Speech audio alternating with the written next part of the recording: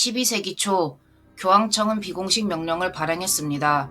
대상지는 예루살렘 성전산 하부 구조로 명시되어 있었습니다. 명령의 작성자와 승인자는 확인되지 않았습니다. 문서에는 세 차례의 덫을 흔적과 봉인 인장만이 남아 있습니다. 10명의 인원이 파견되었고 복귀 기록은 존재하지 않습니다. 9년 후 일부가 귀환했으나 교황청은 그들을 반역자로 분류했습니다. 신문은 사흘간 진행되었으며 고문은 기계적으로 반복되었습니다. 1명은 도주했고 3명은 처형되었습니다. 남은 인원의 이름은 교황청 행정문서에서 삭제되었습니다. 사건은 이후 정리된 사안으로 분류되었고 관련 기록은 열람 불가로 지정되었습니다. 교황청은 예루살렘 성전산 하부 구조에 대한 비공식 탐사를 지시했을 가능성이 있습니다. 바로 성배의 탐색이었습니다. 임무 수행 인원은 10명으로 추정됩니다. 이들은 교황청 공식 병력 명단에 존재하지 않으며 내부 문서에서만 성전의 형제들이라 불립니다. 후대의 세속 연대기는 이들을 템플 기사단으로 기록하고 있습니다. 그해 여름 교황청 남문 출입대장에는 무장 인원 10명이 어디론가 나갔다는 기록만 남아 있습니다. 행선지와 귀환일은 비워져 있었고 곧이어 교황청 인면부에서 이들의 이름이 통째로 삭제되었습니다. 행정상 이 임무는 기록 누락으로 처리되었고 집행자들 또한 존재하지 않는 인물로 정리되었습니다. 교황청의 명령을 받은 집단은 12세기 중반 예루살렘에 도착했습니다. 그들은 약 9년간 성전산 하부 구조를 탐사했으며 활동은 군사작전이 아닌 정밀한 발굴 작업에 가까웠습니다. 기록에는 도르래, 지렛대, 석재 운반틀 등 공학적 도구의 흔적이 남아 있습니다. 초기 3년 동안은 정기보고가 이어졌지만 4년차 이후 모든 기록이 끊깁니다. 이 시점부터 교황청은 탐사대와의 연락을 상실한 것으로 보입니다. 현장 주변 유물 목록에는 석재 봉인함 3개가 등장합니다. 표식 없는 동일 규격의 상자였으며 운반 경로와 회수자는 모두 공란으로 남아 있었습니다. 이 상자들은 훗날 기사단의 귀환 기록에서 다시 등장합니다. 탐사 직후 성전산 하부 구조는 붕괴되거나 의도적으로 폐쇄된 것으로 보입니다. 그 이후 약 700년간 그 지역은 교황청의 출입 금지 구역으로 유지되었습니다. 탐사대는 임무를 완수했지만 보고하지는 않았습니다. 그들의 귀환 기록이 사라진 이유는 그들이 교황청의 명령을 어기고 무언가를 숨긴 채 귀환했기 때문일지도 모릅니다. 혹은 아무것도 찾지 못했을지도 모르죠. 탐사대가 귀환을 준비하던 시점, 프랑스 왕실은 이미 그들의 움직임을 파악하고 있었을 가능성이 있습니다. 왕실 첩보대의 기록에 따르면 이들은 귀환 도중 세대의 밀폐된 집마차를 동반하고 있었던 것으로 추정됩니다. 집마차의 내용물은 명확하게 밝혀지지 않았지만 왕실이 이단적 물건이라 지칭한 문서가 남아 있습니다. 왕실 병력은 17일간의 추적 끝에 남부 아를 인근에서 탐사대를 포위했을 가능성이 있습니다. 습격은 새벽에 이루어졌으며 교전은 짧고 치명적으로 끝났던 것으로 보입니다. 10명 중 4명이 현장에서 사망했고 3명은 중상을 입은 채 체포되었으며 나머지 3명은 집마차와 함께 행방이 사라졌습니다. 교황청은 이 작전에 대해 공식 입장을 밝히지 않았습니다. 기록상 교황청의 행정부서가 사건을 인지했을 가능성은 있으나 이를 중재하거나 방어하지는 않았습니다. 체포된 3명의 탐사대원은 파리 남부 외곽의 비공식 수용소로 이송되었을 가능성이 있습니다. 그 시설은 겉으로는 수도원의 부속 창고로 등록되어 있었으나 내부 구조는 일반 수도원과 전혀 달랐던 것으로 보입니다. 벽은 석회로 덮여 있었지만 그 아래에는 철제 구조물이 겹겹이 보강되어 있었고 바닥에는 피와 체액을 흘려보내기 위한 배수로가 규칙적으로 설치되어 있었을 가능성이 있습니다.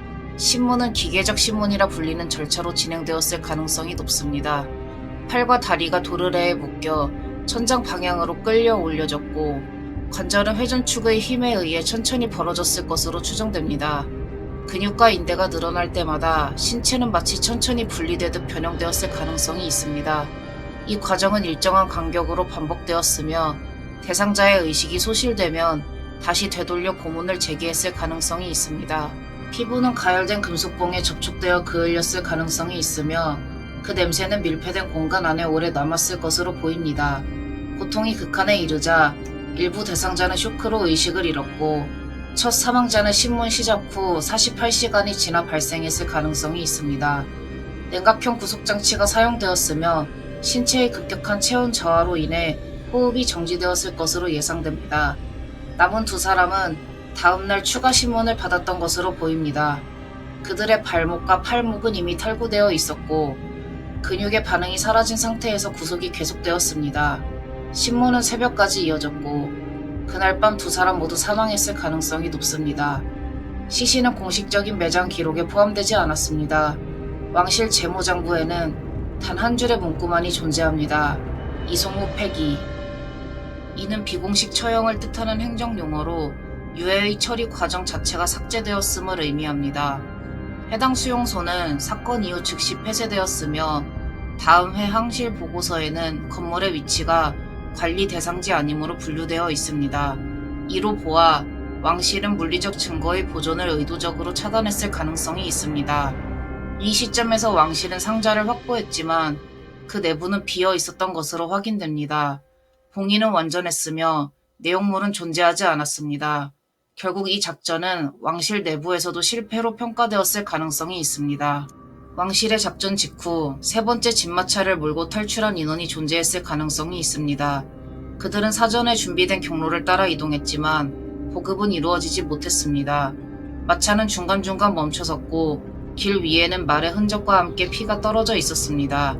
피의 간격과 방향으로 보아 일부 인원은 더 이상 걷지 못한 상태였던 것으로 추정됩니다. 그들은 식량과 장비를 버렸습니다. 살기 위한 최소한의 것만 남긴 채 부상당한 몸을 이끌고 이동했을 가능성이 높습니다. 이동은 수주에 걸쳐 이어졌습니다. 그동안 여러 초소에서 피로 얼룩진 마차, 말 한 피름만 남음이라는 기록이 남았습니다. 도착지는 아비뇽으로 추정됩니다. 그곳은 당시 교황의 임시거처로 그들이 마지막으로 향할 수 있는 유일한 곳이었습니다. 아비뇽 외곽의 경비 일지에는 요청자 수명 중 일부 도착, 상태 불량이라는 단서가 남아 있습니다. 그들은 거의 죽음에 가까운 상태에서 교황청 문을 두드렸을 가능성이 있습니다. 교황청은 그들을 귀환자로 접수했으나 곧 기밀 인원으로 재분류했습니다. 의무관의 검사에서는 탈수와 저체온, 골절, 근육 손상, 그리고 장시간 이동에 따른 전신 쇠약이 기록되었습니다. 그들은 회복되지 못한 채 즉시 격리구역으로 옮겨졌습니다. 그들의 신원 기록은 암호화 파일로 이관되었고 원본은 회수되지 않았습니다. 교황청은 그들의 귀환을 보호로 받아들이지 않았습니다. 세 사람은 아비뇽 교황청의 지하 격리구역으로 이송되었을 가능성이 있습니다. 그곳은 외부와 완전히 단절된 공간이었으며 각 방에는 팔과 다리를 고정하는 쇠틀이 설치되어 있었을 것으로 보입니다. 그들은 이미 왕실의 고문으로 신체가 심하게 훼손된 상태였지만 교황청은 치료보다 신문을 우선시했을 가능성이 있습니다. 신체 검사는 신문 지속 가능 여부를 판단하기 위한 절차에 불과했을 것입니다.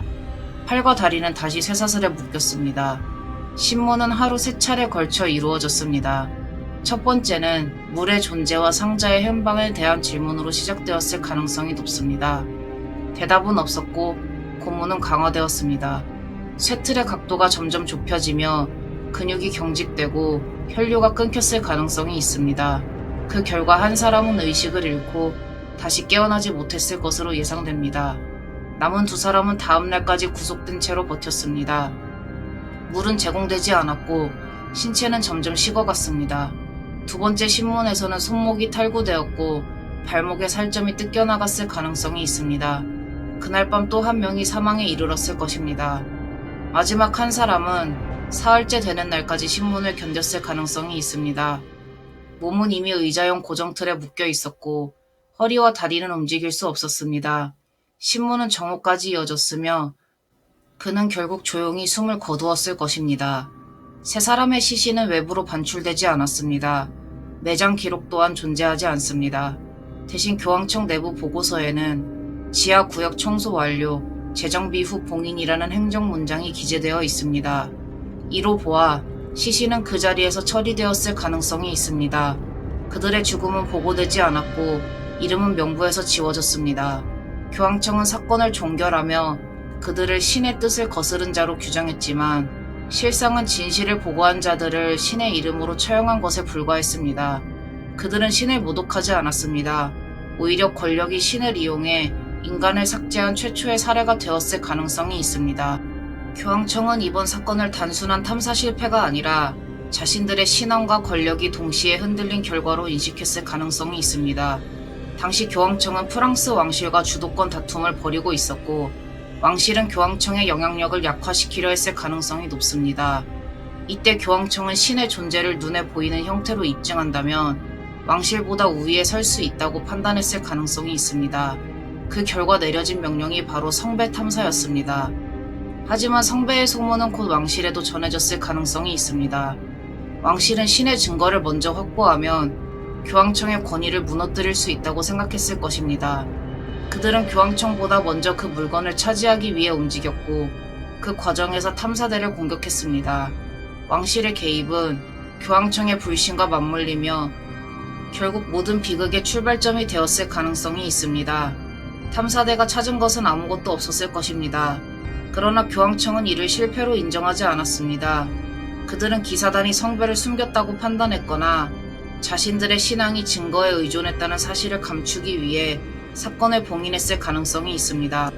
이 사건의 본질은 성배가 아니라 성배를 둘러싼 권력의 경쟁이었을 겁니다. 교황청은 신을 증명하려 했고, 왕실은 그 증거를 먼저 차지하려 했습니다. 두 세력 모두 신앙을 말했지만 그들의 목적은 권위와 통제였습니다. 성배는 처음부터 존재하지 않았을 겁니다. 결국 템플 기사단은 성배를 숨긴 반역자가 아니라 권력 사이에 끼어 희생된 집단이었을 겁니다. 그들은 명령을 수행했지만 그 명령이 무의미함을 증명한 순간 제거되었습니다. 혹은 명령의 본질을 알고 있기에 제거되었을 수도 있겠죠.